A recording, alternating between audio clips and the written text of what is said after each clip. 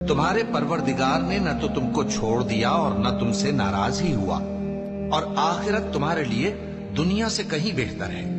और तुम्हारा परवरदिगार तुम्हें अनकरीब इतना कुछ अता फरमाएगा कि तुम खुश हो जाओगे। सो यकीनन मुश्किल के साथ आसानी भी है, बेशक मुश्किल के साथ आसानी भी है।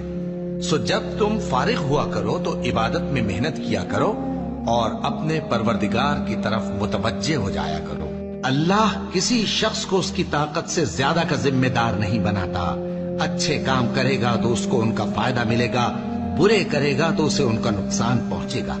ऐ परवरदिगार, अगर हमसे भूल या चूक हो गई हो तो हमसे मुआवजा न कीजियो। ऐ परवरदिगार, हम पर ऐसा बोझ न डालियो जैसा तूने हमसे पहले लोगों पर डाला था।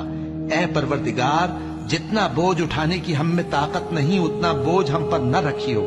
और ऐ परवरदिगार, हमारे गुनाहों